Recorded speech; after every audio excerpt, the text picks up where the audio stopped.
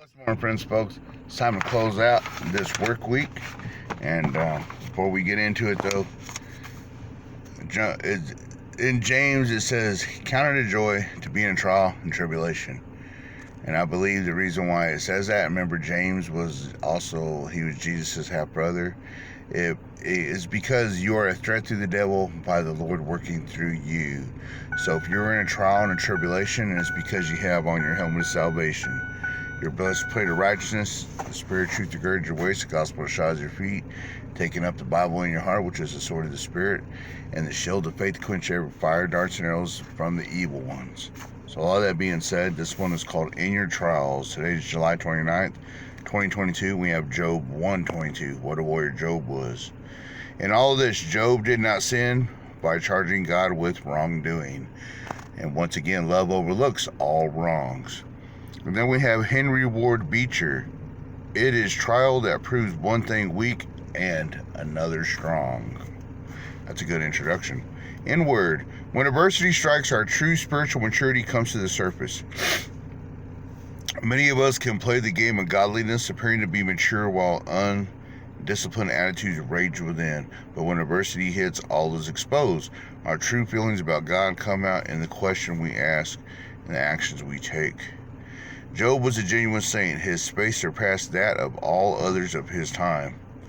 Crisis came and Job guarded his thoughts and his words. He did not sin by accusing God of doing him wrong. Can we say the same? Often when we're in a crisis, we ask God, "Why are you doing this to me?" Sometimes it's an honest question, but often it has undertones of accusation in it. Ooh, yeah, it's true. We're just sure we don't deserve the trials that have come upon us, unaware that often trials have nothing to do with what we do or do not deserve. Our trials can be, as they were in Job's case, an opportunity to demonstrate the validity of our worship. They can develop our character and help us grow closer to God. When we assume that our trial is an unfair judgment or repayment from God, we expose our true feelings about ourselves. It means we were in a quid pro quo relationship with Him based on rights rather than grace. Sounds like the flesh trying to overcome the spirit, and it shouldn't be. In the conclusion, indeed, adversity tells us a lot about what we really believe. Perhaps that's why God allows it to strike us from time to time and answers the questions we need to have answered. It displays the accurate measure of our growth and the true nature of our relationship with God. How do you react when you're in a crisis? Is your first impulse to charge God with unfairness? Go back to the cross to remember that His righteous judgment against us would have been fair. God gave us grace instead. The crisis means something else. Worship God in the midst of it and let Him use your trials to draw you closer to Him. Trials and tribulations are not a punishment. I used to think so at first. I've been in this since January 5th, 2008, y'all. And I can't even remember the last time I said I didn't deserve that or I don't deserve this. But yes, I have said that before, you bet. Being as a reborn baby believer at first. But throughout the years, I'm 50 years old now, and with age comes wisdom. We age like fine wine, and when that fine wine is the wine of the Word, the wine of the Bible, in the wineskin that it is properly put in, then our vessel is ready to receive, and we're ready to go through anything. I mean, think about love. There is no greater life than to give one's life for one's friends, and Jesus went upon a cross.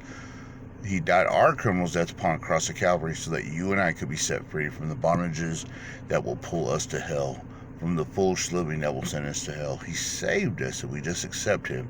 I didn't accept Him, y'all, until that very day, very early morning, rather, 2 o'clock something in the morning, right over here in the Comanche County jail cell, where I was released from hell, basically, because I surrendered my will unto Him.